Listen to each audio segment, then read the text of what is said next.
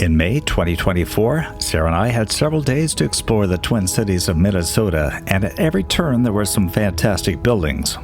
On this day, however, we specifically wanted to check out the mansion built for and occupied by railroad titan James J. Hill and his family.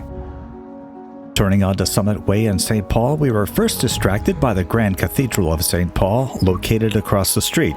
We'll be checking out that colossal structure later in this video. Hill's 36,000 square foot Gilded Age mansion was once the largest and most expensive home in Minnesota. It features 13 bathrooms, 22 fireplaces, 16 cut-glass chandeliers, a reception hall 88 feet long, sophisticated technical systems, and a 2-story skylit art gallery.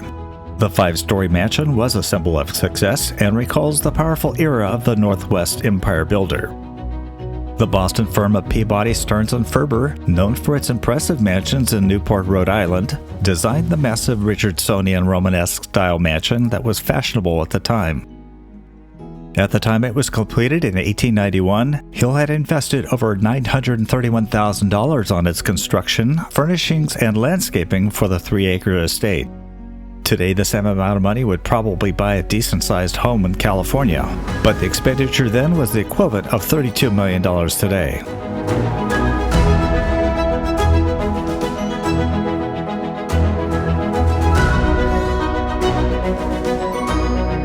In the large reception hall, we were amazed at the elaborately carved oak and mahogany woodwork.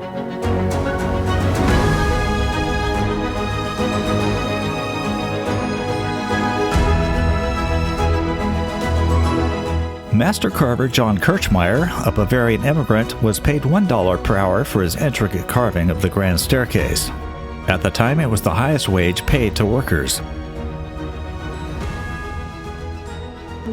Is it Like a fairy? like the Oh, lion and the Lorax? no? I was thinking of like the makeup maybe of. Is it the Lion and Wizard of Oz or? Could I think there's something else that has that. Oh, yeah, the that guy kinda of dark the face. king of, or like the leader of the Munchkins. He does look like the Munchkins or Oz. It's all wood carved, hand carved wood. In 1867, James Hill married Mary Mahegan, the daughter of Irish immigrants. They were married for 49 years and had 10 children. Mary Hill kept a watchful eye over the household, including the domestic staff of 10 to 12 servants. She hired the maids and cooks, inspected the kitchens, and served as hostess at countless dinners and receptions. In 1899, she helped to host President William McKinley at the home. James Hill, seen here in a portrait which he commissioned but didn't like, died in this mansion on May 29, 1916, at the age of 77. Mrs. Hill lived in and maintained the house after his death until her own death 5 years later. Staircase. Unbelievable. Let's go to this room over here. This 2-story skylight room served as Hill's art gallery of mostly mid-19th century landscapes. Look at the organ and the pipes up there. Oh, wow. Jeez. Imagine being rich enough to have your own pipe organ. The 3-story pipe organ was created by renowned Boston organ maker George Hutchings.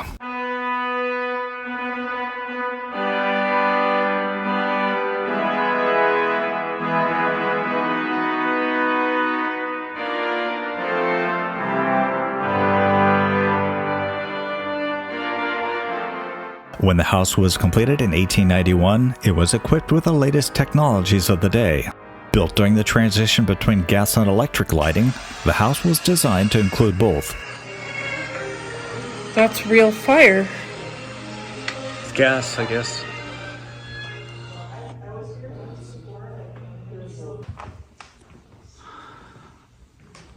Can you imagine being rich enough to afford something like this? That's incredible. And I notice he's up here, too. He's got a statue. One cannot fully comprehend the mansion without understanding the success of James Hill.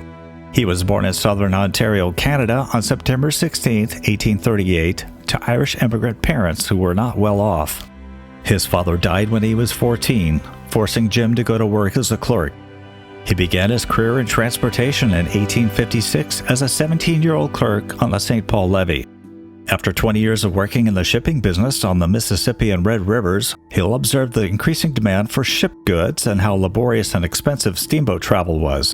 He sensed that railroads were a path to wealth, so in 1878, he and several others purchased the nearly bankrupt St. Paul and Pacific Railroad. Over the next 2 decades, he worked relentlessly to push the line north to Canada and west across the Rocky Mountains out to the Pacific Ocean. In 1890, it was renamed the Great Northern Railway. A depression struck America in 1893, which collapsed many businesses and also hurt the railroads. Hill was criticized for making drastic cost-saving measures to keep his railroad operating, slashing wages which prompted a strike. At the end of arbitration, Hill accepted most of the workers' demands. It was a noble victory for the young labor organizer Eugene Debs and marked a significant change in workers' rights. With the return of prosperity in the late 1890s, Hill bought smaller rail lines and his wealth and power expanded greatly. Early in 1901, he joined with J.P. Morgan to control the Northern Pacific Railroad. He also dominated the coal market, which powered his locomotives. The mansion served as a center for the public and private lives of the Hill family for the next 30 years. Children grew up in the house, and 4 daughters had their weddings in the large drawing room. Newlyweds often lived in the enormous house until their own homes were completed, 5 of which were close by on Summit Avenue. In later years, the house came alive with grandchildren.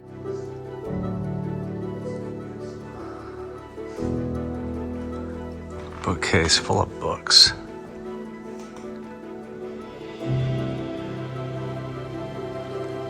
Study over here.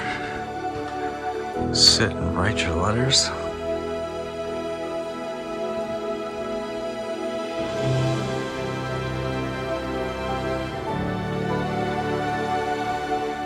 This is a photo of Mary with her 6 grown daughters, Ruth, Gertrude, Charlotte, Mary, Rachel, and Clara. The Hills also had 3 sons who survived to adulthood.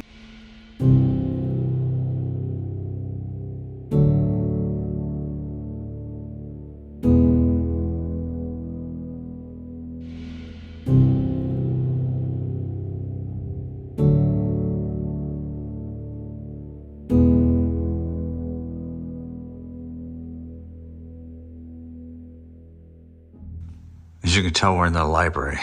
That's pretty cool. You need a step ladder to get up there, or a huge ladder to get up there. Of course, you have to have a fireplace to stay warm by.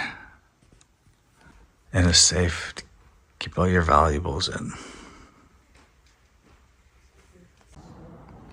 The Hill family normally ate meals in this room, which is called the breakfast room.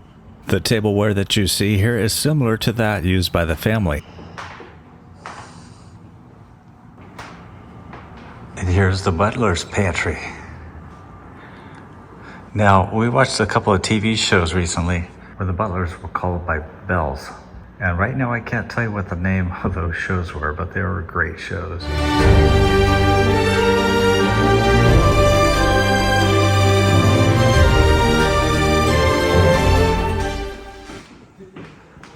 The Hills rarely ate in the formal dining room, which was less homey and reserved for formal dinners and entertaining guests.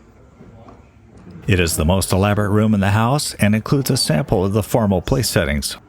Partition walls hid the servants as they waited to be summoned by Hill's buzzer system. This space also hid a door used to bring food to and from the kitchen via a dumbwaiter in the basement below. And go up the stairs.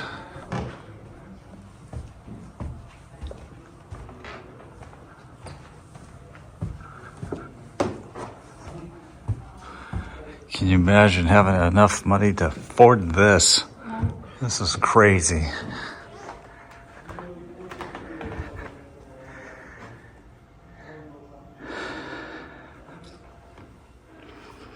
What is that? Ring?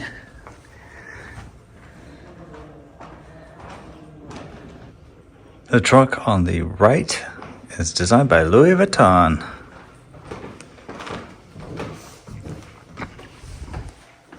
The second floor contained the bedrooms for Mr. and Mrs. Hill and their 5 daughters, and 2 guest rooms. The third floor contained the bedrooms for sons James, Walter, and Louis, Louis being the son who later succeeded his father as president of the Great Northern Railway. It also had a room that served as a gymnasium and schoolroom for the children, as well as quarters for the servants. Now, this is looking through a screen back window of the house, overlooking the Mississippi River down there.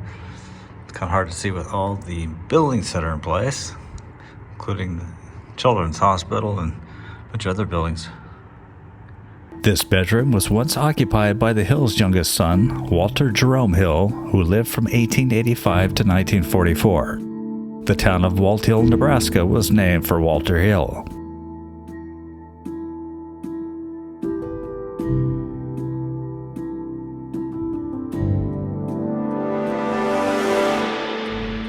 This, of course, is the bathroom. A shower stall and a very fancy toilet and a tub. I mean, look at the designs on that toilet. Get to go in style. And right out the window here is this beautiful structure.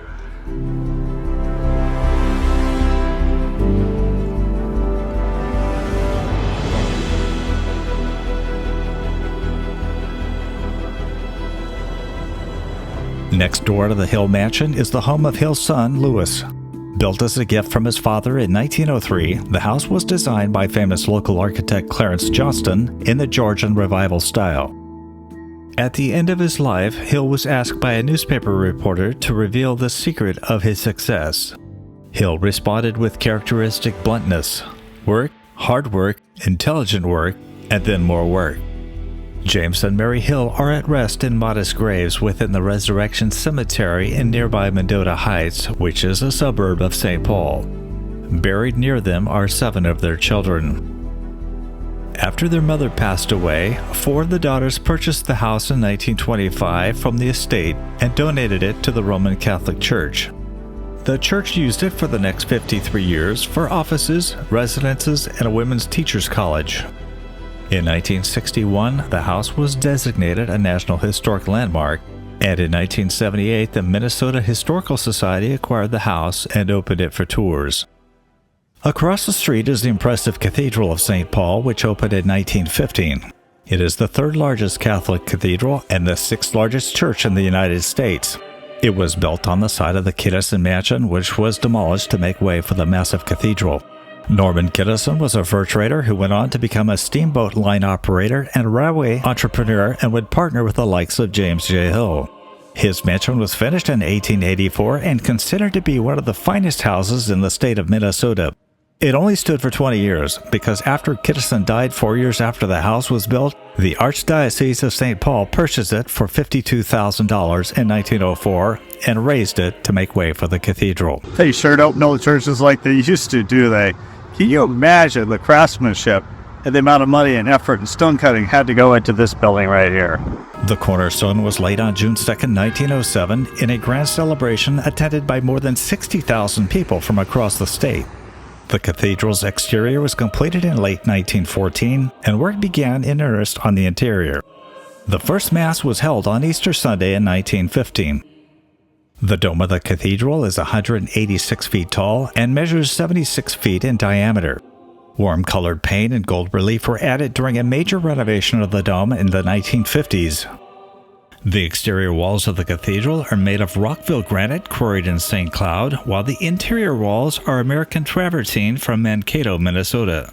The interior columns are made of several types of marble. The interior is illuminated by 24 stained glass windows featuring angelic choirs. There is also a rose window in the transept designed by Charles Koenig. Electric lighting was installed in 1940.